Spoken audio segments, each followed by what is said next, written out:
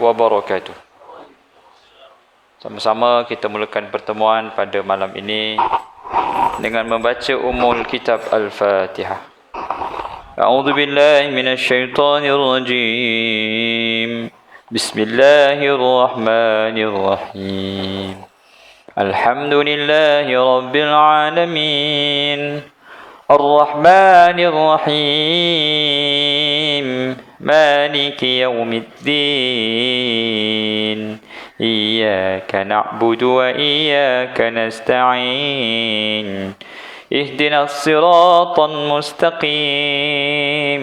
Siratal ladzina an'amta 'alaihim ghairil maghdubi 'alaihim waladdallin.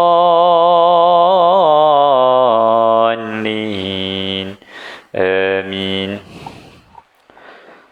Innal hamdalillah nahmaduhu wa nasta'inuhu wa nastahdihi wa nastaghfiruh wa na'udzu billahi min shururi anfusina wa min sayyiati a'malina.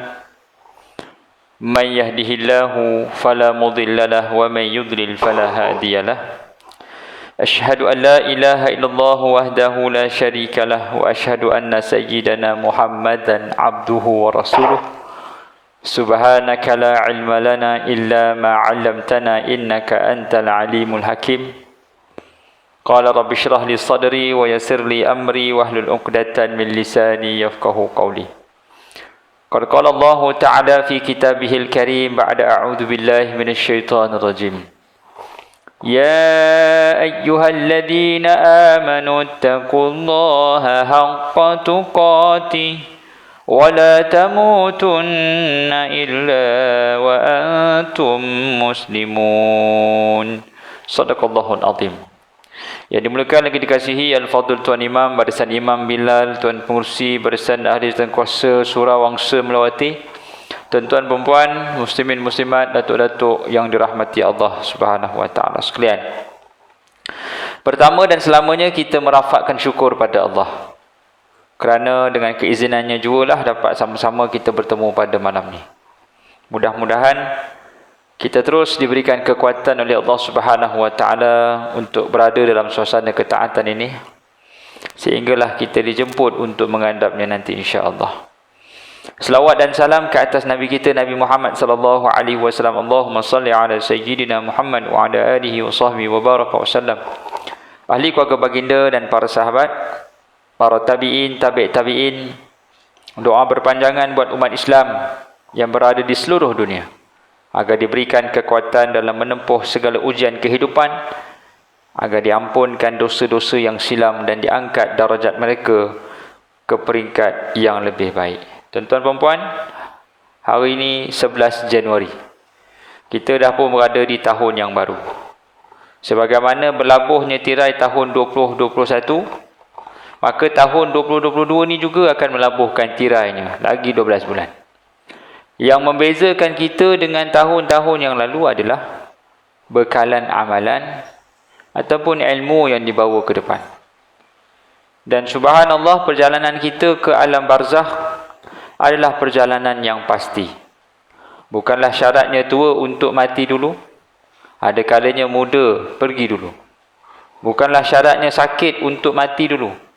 Ada kalanya sihat segar bugar meninggal dunia dulu. Jadi subhanallah, perjalanan kita ke sana adalah perjalanan yang tidak ada siapa boleh sangkal. Orang yang paling bijak, kata Rasulullah SAW, adalah mereka yang sentiasa membuat persediaan untuk menanti panggilan untuk berangkat ke alam barzakh. Ya? Jadi marilah sama-sama tuan-tuan perempuan, dalam suasana kita berada di awal tahun ini, dan kita pun nak masuk dah berada di 100 hari di bulan Ramadan. Kita perkemaskan balik amalan kita dan kita pertingkatkan kualiti dan kuantitinya. Ya? Ibadah tanpa kualiti itu tidak dipanggil mujahadah. Ya, solat yang tidak disertai dengan khusyuk, maka hanya sekadar pergerakan kosong.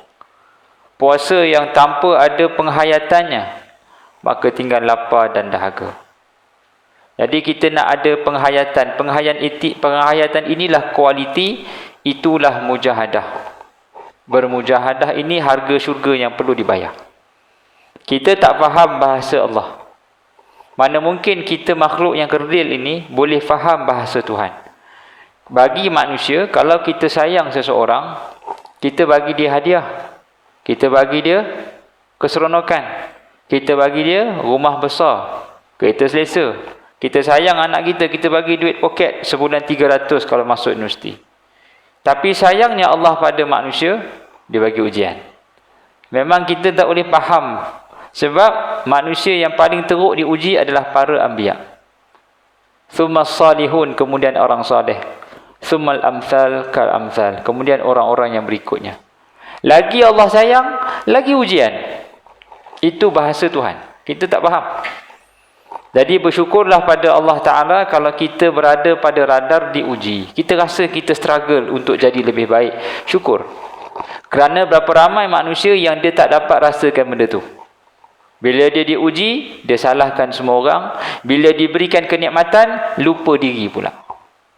Tapi kita pula, kalau katalah kita diuji, kita bersabar dan bersyukur pada Allah, mengenangkan nikmat yang masih berbaki. Lalu kita diberikan kenikmatan duniawi, kita pulangkan balik kepada Allah Ta'ala. Itu syukur pada Allah. Ya. Tapi perlukan pada mujahadah. Mujahadah ni buat kerana Allah, bukan kerana makhluk. Kalau buat kerana makhluk, dia tidak panggil mujahadah, kerana ada return. Itu dipanggil return of investment, ROI. Depan pak mertua, solatnya khusyuk, Allahu Akbar, kerut-kerut dahinya. Bapak mertua tengok bagus, menantu ayah semayang, khusyuk, tomak ninah. Satu je masalah, kiblat terbalik. Wasak. Ni tak berapa kena lah tu Tengah khusyuk, kiblat terbalik. Bapak mertua pula test kali kedua, cuba selawat, cuba doa, cuba qomat, dia pun berselawat. Allahumma shalli ala Muhammad. Itu selawat, bukan qomat. Dia kata tak apalah ayah, saya memang jadi imam selalunya. Ayah boleh dengar bacaan saya dalam sembahyang. Dia pun test. Allahu Akbar, Bismillahirrahmanirrahim. Bapak mertua subhanallah. Puji pun orang tua ni. Alhamdulillahi Rabbil Alamin. Subhanallah katanya. Ar-Rahmanir-Rahim. Subhanallah. Bini dekat dapur, pahalah ayah aku bersahut-sahut. Rupanya sembahyang zuhur. Abang sembahyang zuhur, mana sembahyang baca kuat? Spoil Buat kerana manusia, rosak. Jadi jangan buat kerana manusia. Kita nak impress manusia sampai langgar segala syariat. Itu rugi. Kita tak payah impress manusia, kita buat taat kerana Allah Ta'ala. Allah campakkan sayang manusia pada kita. Dan kalau manusia tak sayang pun, Allah sayang. Selesai dah. Kalau manusia sayang, Allah benci, habis. Kita nak Allah sayang. Itulah ultimate aim kejayaan hakiki yang sebenar. Baik. Kita masuk muka surat 258. 258 masih lagi membicarakan tentang bab zikir. Bab zikrullah Bab zikrullah, dan di perakhiran ni bab ni iaitu kelebihan satu zikir kepada zikir yang lain. Berkata Abdullah bin Umar radhiyallahu anhu, kami pernah mengirakan untuk Rasulullah SAW dalam satu majlis sebanyak 100 kali dia ucap, Rabbighfirli wa liwalidayya wa tub alayya innaka antat tawwabur rahim. Tuhanku, ampunilah aku dan terimalah taubatku, sesungguhnya engkau maha pemberi taubat, maha pengasih. 100 kali Nabi minta taubat hari-hari. Jadi marilah sama-sama tuan-tuan perempuan, kita tingkatkan istighfar, kuantitinya dan kualitinya. Sambil naik motor, astaghfirullah rabbal baraya. Sambil berjalan morning walk, astaghfirullah minal khataya. Sambil siram pokok bunga bagi muslimat, astaghfirullah, begitu. Istighfar. Sambil pergi pasar malam, rabbal baraya. Sekali terpandang yang cantik molek, astaghfirullahalazim. Jadi istighfar lah. Dia tetap istighfar walaupun dia memandang yang tak sepatut dipandang. Istighfar, astaghfirullahalazim. Tengah bawa kereta, astaghfirullahalazim. Bawa laju sangat. Tengah kat pejabat, astaghfirullahalazim, pukul 6 kau hantar dokumen. Bila nak siap ni? Kita istighfar sebab tak tahan dengan ujian dunia. Kita istighfar, ya. Astaghfirullahalazim sampai terlanggar tiang. Ayah Haji, panjang mata tengok. Rezeki Ustaz. Rezeki pandangan pertama dia kata, melekat matanya. Jangan begitu Haji, pandang terus sekali. Susahlah Ustaz. Sejak kebelakangan ni mata tu nak melekat, dia kata. Istighfarlah banyak-banyak Haji, ya. Itu dugaan tu. Ya. Kalau Haji berkenan, saya tanyakan. Jangan Ustaz. Dia kata, bahaya. Ya. Dia kata, sarang tebuan jangan dikacau. Tak dapat madu, tebam biji mata. Baik. Jadi, Nabi SAW selalu beristighfar sampai 100 kali. Oleh itu, hendaklah anda memperbanyakkan ucapan zikir yang diberkati ini. Sebagaimana yang dipandang mulia oleh baginda sallallahu alaihi wasallam sendiri. Moga-moga Allah mendorong kamu kepadanya dan merahmati kamu. Jadi kita nak Allah Subhanahu wa taala rahmati kita. Jadi nak tak nak ikutlah Rasulullah. Siapa sayang pada Allah Taala maka ikut Rasulullah sallallahu alaihi wasallam. Fattabi'uni yuhibbukumullah. Ada suatu berita yang sampai kepada kami bahawasanya ada orang soleh telah bermimpi berjumpa Imam Ahmad bin Hanbal rahimahullah. Sesudah Imam Ahmad wafat, dia bermimpi jumpa Imam Ahmad. Maka beliau telah berkata kepada orang soleh itu bahawa Allah Ta'ala telah memberikan manfaat yang banyak dari beberapa kalimah zikir yang didengarinya. Dari Sufyan Al-Thawri rahimahullah, iaitu Allahumma ya Rabb kulli syai' wa qudratika ala kulli syai' wa kulli syai' ighfir li kulli syai' wa la tas'alni an syai'. Yang bermaksud, ya Allah, ya Tuhanku, Tuhan segala sesuatu, dengan kudratmu ya Allah atas segala sesuatu, ampunilah aku dari segala sesuatu dan janganlah menanyakan aku daripada segala sesuatu. Ini mimpi orang-orang wali Allah, mimpi para awliya, orang yang dekat dengan Allah Ta'ala. Mimpi mereka mimpi yang baik, mimpi yang baik-baik, maka disampaikan pada kita pesanan yang baik-baik. Boleh tak kita amalkan? Boleh. Sebab maksudnya kita amal dia sebab dia doa. Jadi doa tak ada masalah. Doa ni bab yang terbuka ataupun ibadah yang maftuhah, terbuka. Lepas sembahyang kita doa apa? Kita doa apa saja. Dalam bahasa Melayu boleh, bahasa Jawa boleh, bahasa Mandeling boleh. Bahasa apalah kita nak doa. Dia dipanggil ibadah yang maftuh, terbuka. Tapi dengan syarat doa tu dia ada syarat je lah. Doa yang betul-betul kita nak. Doa yang bukan merepek-repek. Ataupun doa yang kita minta, lepas tu confirm tak dapat, lepas tu kita salahkan Allah pula. Tak boleh. Kita nak kena doa yang kita mampu nak dapat. Gitu. Dan kita rasa kita layak dapat. Boleh, ya Allah, ya Allah, ya Allah. Gitu. Jadi para soleh, para orang alim ulama, mereka memang nampak mimpi-mimpi ataupun mereka dapat pesanan-pesanan orang-orang alim. Ya? Macam kita lah, kadang-kadang mimpi arwah tok datang dalam mimpi, engkau tu cucu sulung aku. Jangan lupa ziarah makcik engkau di kampung. Kita bangun tidur, astaghfirullahalazim, arwah tok datang dalam mimpi. Balik kampung lah. Pasal pesan tok ni, pergi jumpa makciknya di kampung. Semangat tu lain macam pergi. Dia kalau mimpi tu betul-betul memberi kesan dalam hati, dia boleh hasilkan tindakan lepas tu. Betul? Kawan saya dia kata dia kena pukul dengan bini dia. Sebab dalam mimpi itu bini dia bermimpi suami dia kahwin seorang lagi. Bini dia mimpi yang suami dia kahwin seorang lagi. Yang jadi mangsa suami dia. Dia kata masalah. Sebab dalam mimpi itu sangat menakutkan bagi isteri itu. Jadi suami itu jadi mangsa. Saya tak salah pun nak pukul saya. Abang jangan nak main-main. Sebab isteri dia mimpi yang suami dia kahwin itu. Jadi punyalah takut benda tu jadi betul-betul. Dia warning saya. Abang, mimpi pun tak boleh. Suami tu takut sampai mimpi pun tak berani. Itu memang mimpi pun tak boleh. Bukan pasang impian, bermimpi pun tak boleh. Allahu Akbar, itu kira dugaan sungguhlah. Tak adalah masalah, tapi nak menceritakan kesan mimpi itu dalam hidupnya. Ada mimpi yang memberi kesan, sama jugalah bila mana mewarid dan mensabitkan hadis ataupun zikir-zikir yang boleh dijadikan amalan pesan pada alim ulama.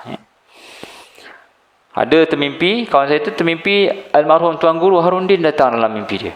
Pesan kau jangan lupa baca semua ni. Dia tengok balik, oh buku-buku yang almarhum telah tulis, suruh dibaca. Jadi dia bacalah.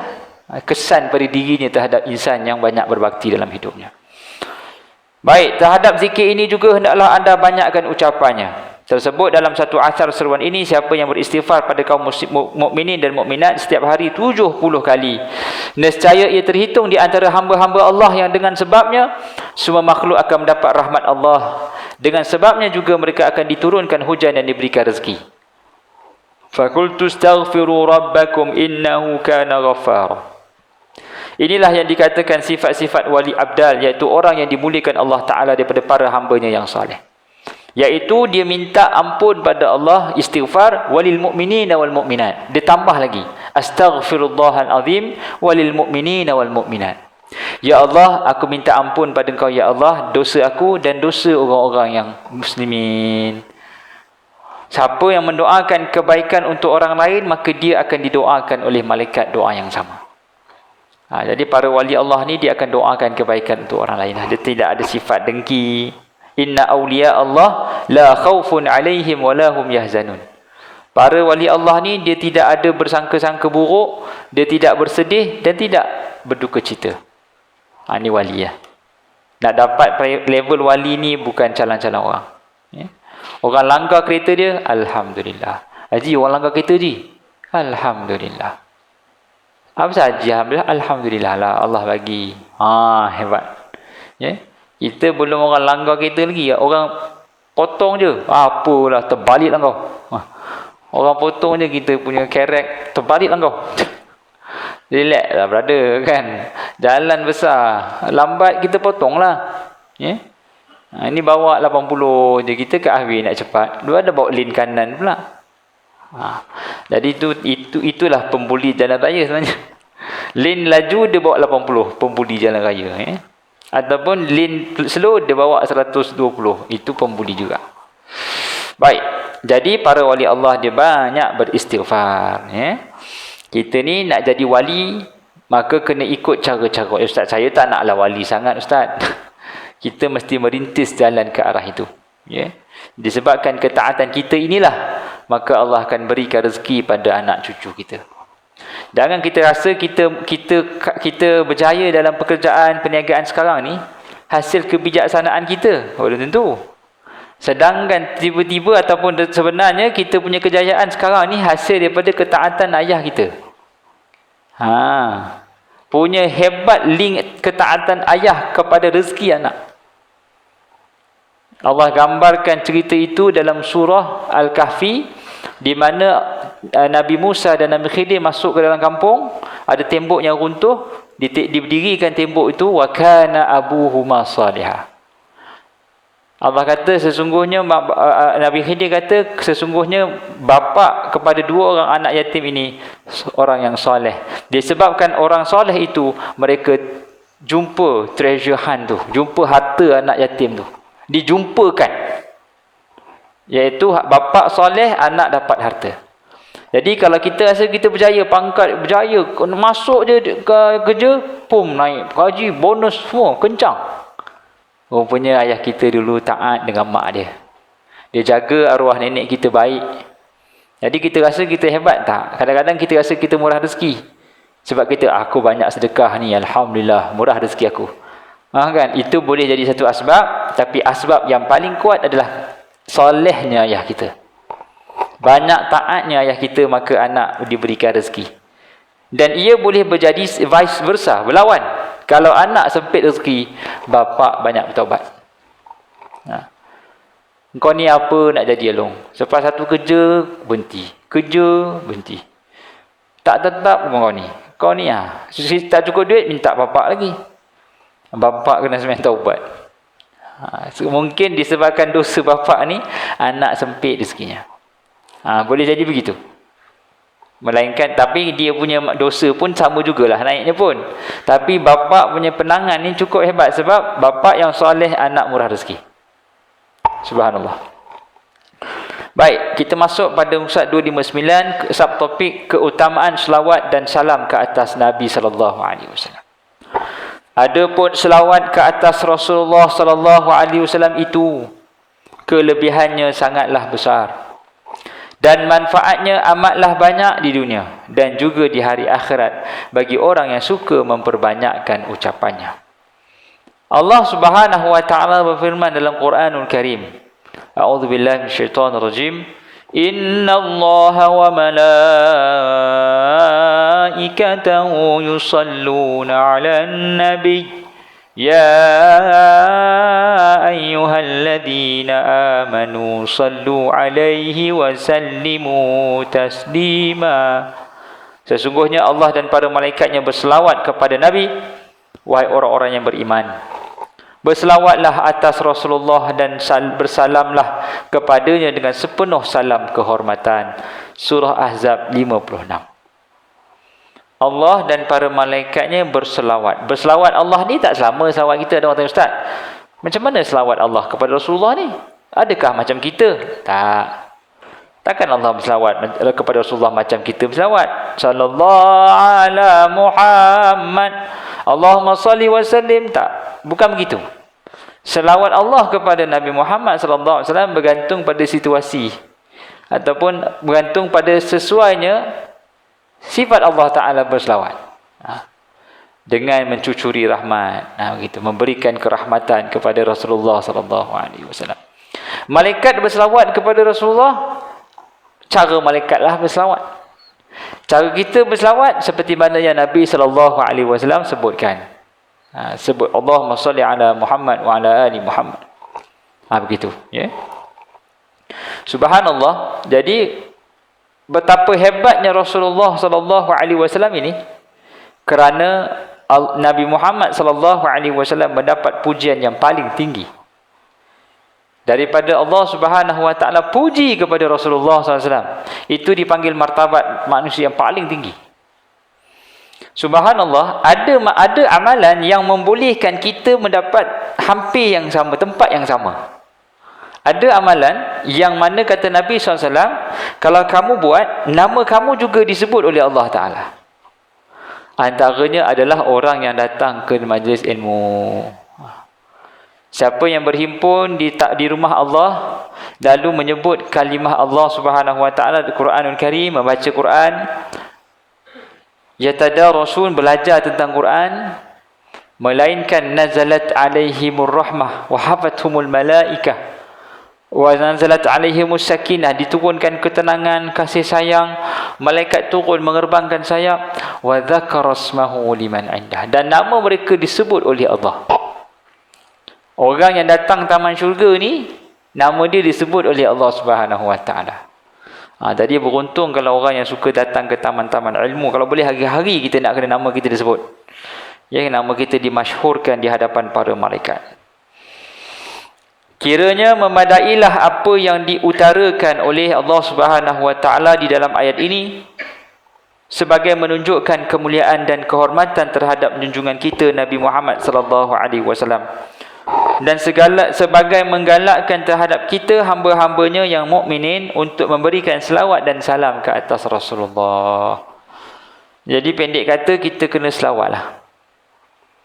Kalau sehari baru 3 kali je, tak berapa nak, cukup lah. Ataupun kita rasa macam tak selesa pula orang berselawat, itu lagi parah. Sepatutnya kita raikan orang nak berselawat atas apa juga alasan, biarkan dia berselawat. Kerana kata Nabi SAW, man salla alayya wahidatan sallallahu alaihi ashran. Siapa selawat kepada aku sekali, maka nescaya Allah akan selawat kepadanya 10 kali. Kalau selawat 10 kali pada Rasulullah SAW, kita akan dapat 100 kali selawat. Jadi selawat ni kena tingkatkan banyak sikit. Ada orang buat perbandingan, apakah zikir yang paling sempurna? Zikir yang paling sempurna, sebahagian ulama meletakkan selawat. Selawat ni dia adalah zikir dan paling sempurna. Kerana diampunkan dosa, kerana diselesaikan masalah yang silam, kerana mendapat syafaat Rasulullah sallallahu alaihi wasallam. 3 kelebihan selawat. Sebab tu ulama Islam berselawat beribu-ribu, 1000, 2000 tu kira level standard lah. Kita kalau tak dapat selawat 1000, tak 1000 lah, 100 lah, rugi. Sebab tu kalau kita tengok ulama-ulama Nusantara di kawasan kita ni, dia akan letakkan elemen selawat ni pada semua ibadat, semua aktiviti. Kebanyakan aktiviti akan ada selawat. Lepas solat, selawat. Masuk rumah baru, selawat. Orang kahwin, selawat. Cukur jambul, selawat. Apa lagi? Mau semua berselawat. Sebab nak mendapat fadilat berselawat. Kalau orang Arab, dia memang selalu berselawat. Bergaduh pun berselawat. Sallu ala Nabi, Allahumma salli ala Muhammad. Khalas. Selisih kereta, rap. Bertengok bersalah. Buka tingkap. Ya Syekh, Allahumma salli ala Muhammad. Sallu ala Nabi, Allahumma salli ala Muhammad. Dah, khalas. Habis. Kita belum tentu lagi. Rap. Ji. Sallu ala Nabi, Allahumma salli ala Muhammad. Settle kat balai. Balai kena pergi juga. Selawat juga. Mana boleh. Itu dah teruk dah ni. Tak boleh lah. Kita kena bayar juga. Tapi Arab ni punya sempoi sekerap. Tak ada hal pun. Yang penting jalan je. Yang penting boleh jalan. Basit kata. Syekh basit. Benda kecil je. Jalan kata. Ini hebat Arab ni. Dia kalau bergaduh, gaduh sungguh-sungguh. Kalau dia boleh maafkan, maaf immediately. Tak ada dendam-dendam. Jadi selawat ni amalan yang sangat berakar dalam amalan orang-orang di Nusantara. Selawat ini asasnya cukup kuat dan besar. Bahkan Nabi warning. Nabi mengatakan amin, amin, amin, naik ke mimbar. Sahabat kata, ya Rasulullah, apa yang kau aminkan tu? Aku mengaminkan doa Jibril. Apa dia doa Jibril? Apabila seseorang itu dengar nama engkau tapi tak berselawat, aku doakan laknat bagi mereka. Amin. Malaikat doakan laknat untuk orang yang dengar nama Rasulullah SAW tapi tidak berselawat. Jadi jangan kita jadi orang yang tak suka orang berselawat. Biarkan berselawat. Berkata setengah ulama muhaqqiqin rahimahullah, sekiranya Allah Subhanahu wa taala berselawat ke atas seorang hamba di sepanjang hayatnya sekali sahaja, nescaya selawat yang satu itu cukup untuk menjadikannya mulia lagi terhormat. Kini betapa pula dengan 10 selawat yang bakal diterima daripada Allah Ta'ala atas setiap selawat yang diucapkan ke atas Nabi-Nya SAW. Kita harus bersyukur atas ganjaran yang besar dan kurniaan yang tiada taranya daripada Allah Subhanahu Wa Ta'ala ini.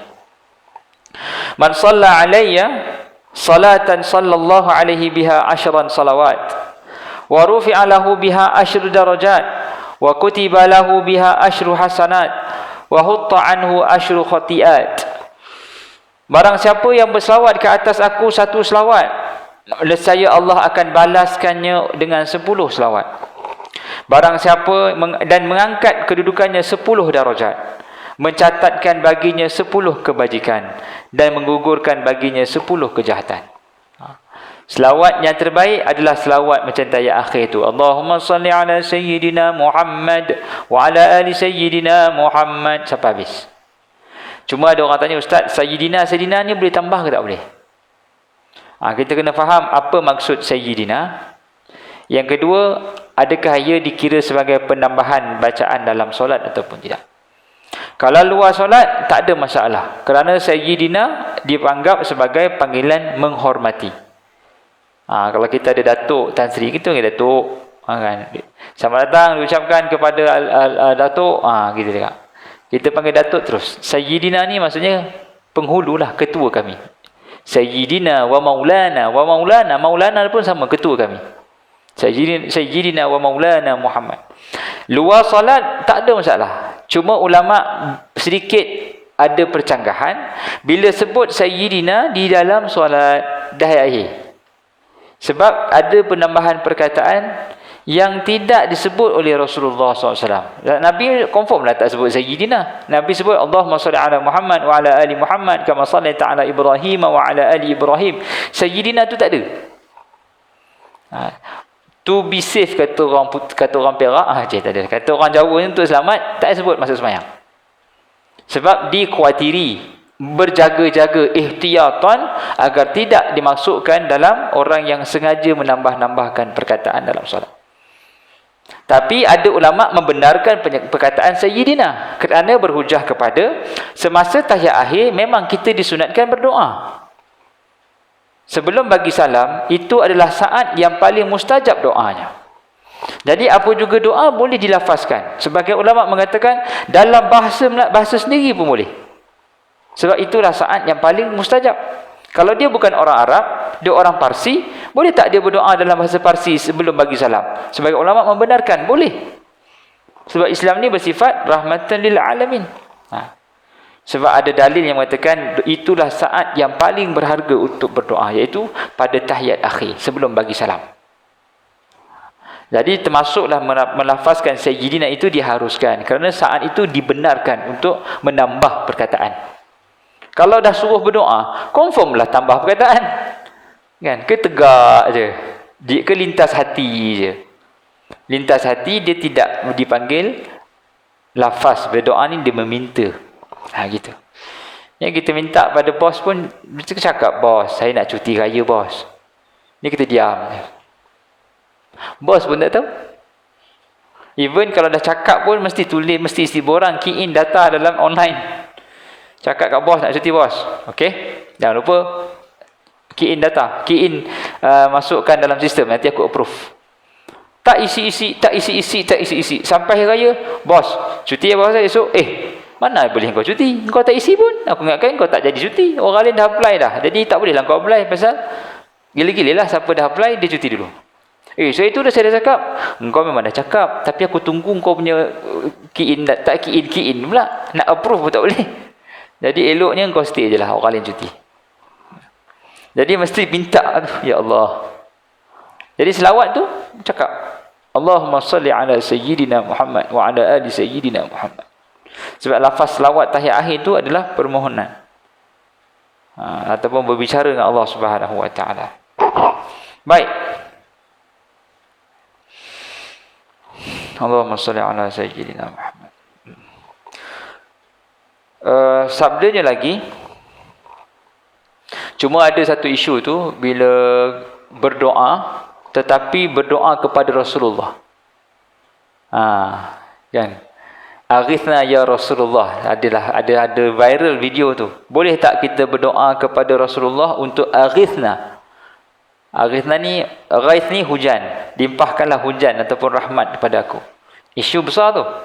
Boleh tidak kita berdoa kepada Rasulullah untuk berikan kebaikan? Kenapa tidak? Dia punya hujah, kenapa tak boleh? Itu syirik. Kita berdoa pada Allah Ta'ala. Kita kena berdoa kepada Allah Ta'ala, bukan berdoa kepada Rasulullah Sallallahu Alaihi Wasallam. Memang benda tu dah dibicarakan lama dah. Tapi lately ni ramai orang pula bertanya, Ustaz, macam mana Ustaz? Boleh tak kita berdoa kepada Rasulullah? Bukan berdoa pada Allah. Berdoa kepada Rasulullah. Kalau kita pergi ke makam Nabi tu kan, kita tadah tangan menghadap makam, bukan menghadap kiblat. Pusing pula. Ya Rasulullah, tolonglah aku ya Rasulullah. Boleh ke tak boleh? Ini isu besar. Dia kena tengok konteks. Dia sebenarnya sama ada kita boleh ambil itu berdasarkan konteks atau kita ambil teks. Kalau kita ambil teks saja, dia salah. Dia kena tengok konteks doa itu dilafazkan. Dia kena tengok basisnya. Boleh tidak kita minta Rasulullah SAW syafaat? Boleh? Kita nak minta syafaat ni minta dekat Allah ke atau minta dekat Rasulullah? Ya Rasulullah, berikan syafaatmu kepada aku, ataupun ya Allah, kurniakan aku syafaat Rasulullah. Mana satu? Kita nak berdoa ni, nak berdoa, tapi kita tak tahu nak doa kat siapa. Nak minta syafaat ni, minta kat siapa?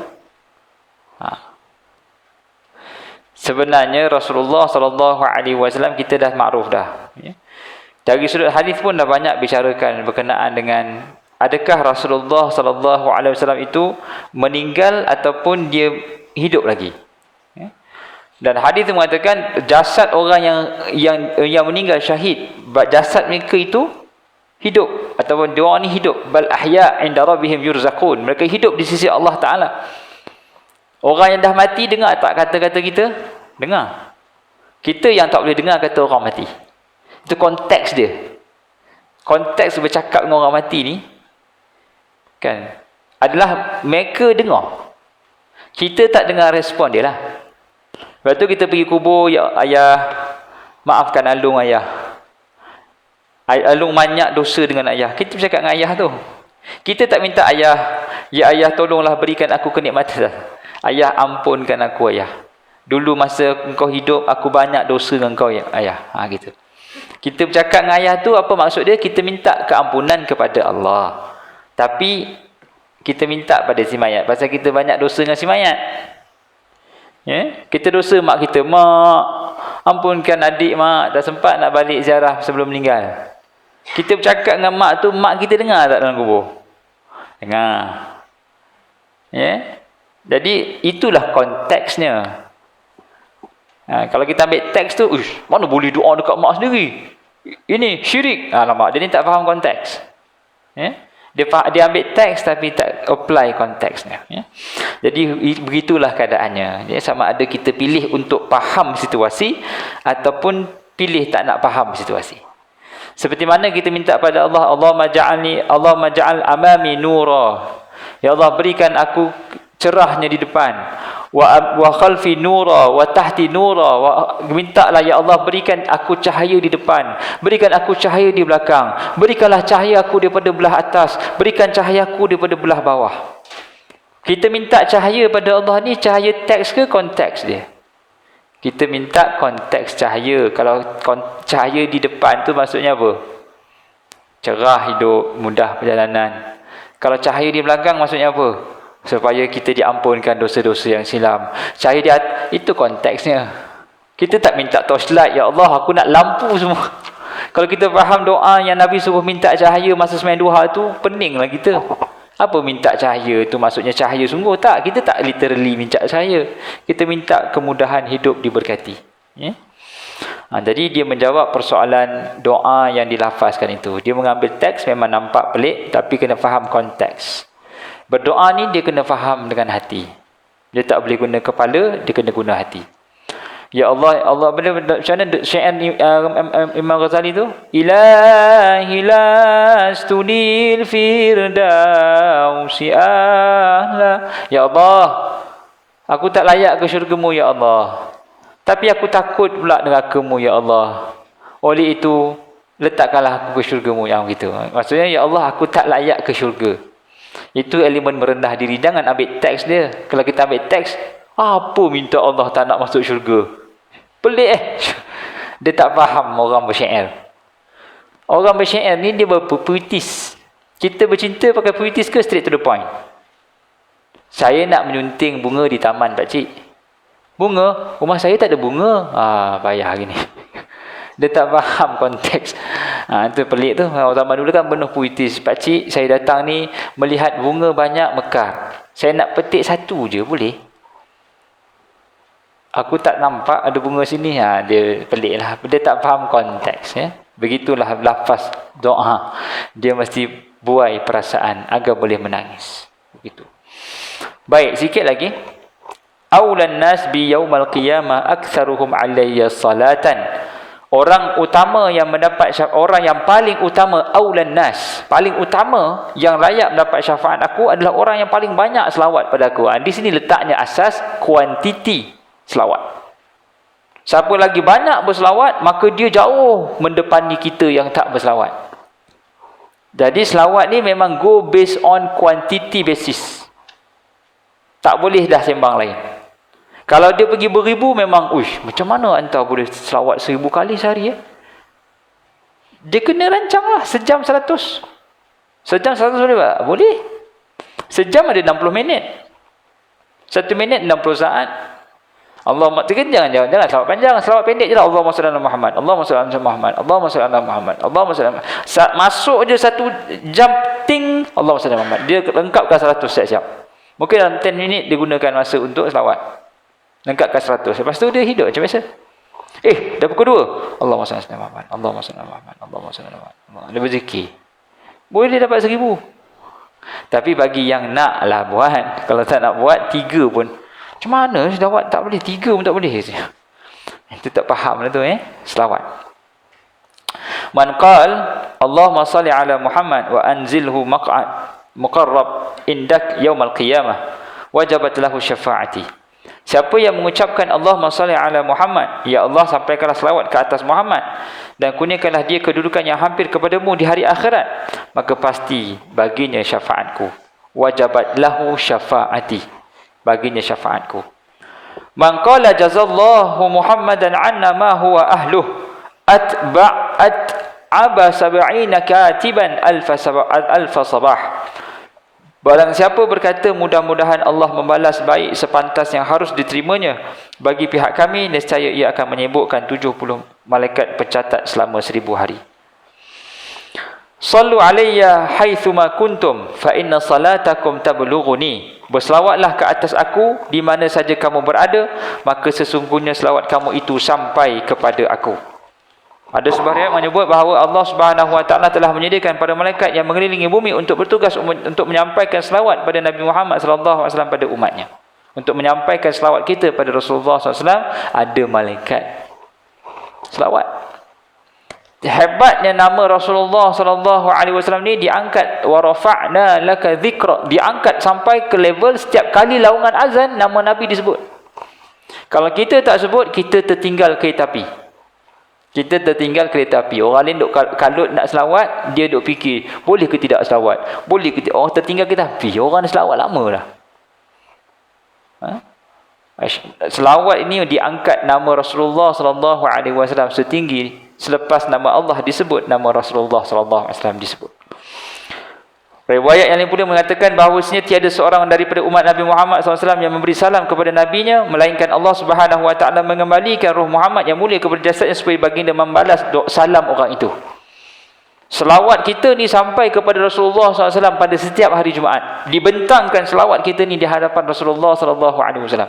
Lagi banyak kita berselawat hari Jumaat itu, lagi privilege kita naik. Senang. Dekat kita dekat dapat nama kita. Selawat banyak ni. Hadis sahih dibacakan selawat kita di hadapan Nabi. Sebahagian ulama mengatakan kalau telinga kita berdesing, di saat itu nama kita sedang disebut pula oleh mereka. Nama kita sedang disebut oleh para malaikat. Di saat telinga kita berdesing, berselawatlah pada Rasulullah. Allahumma salli ala sayyidina Muhammad wa ala alihi wasallam. Kan kita berdesing. Kalau dari sudut sains memanglah mungkin sebab imbalance ke, tekanan pressure. Tapi kita dari sudut syariahnya, kita berdesing Allahumma salli ala sayyidina Muhammad sebab nama kita sedang disebut dalam himpunan para malaikat. Jadi tuan-tuan, kita berhenti di sini. Mudah-mudahan apa yang disampaikan dapat sama-sama kita ambil pengiktibaran dan jadikan sandaran dalam kehidupan. Mudah-mudahan dapat sama-sama kita banyak beristighfar dan berselawat. Itu tindakan immediate action. Take away pointnya adalah berselawat pada Nabi SAW setiap masa dan ketika. Aqulu madza tasma'un, aqulu qawli hadza wa astaghfirullahaladzim li wa lakum. Wassalamualaikum warahmatullahi wabarakatuh. Tangguh pertemuan dengan tasbih kafarah dan suratul As. Subhanakallahumma wa bihamdika asyhadu an la ilaha illa anta astaghfiruka. Boleh azan ya?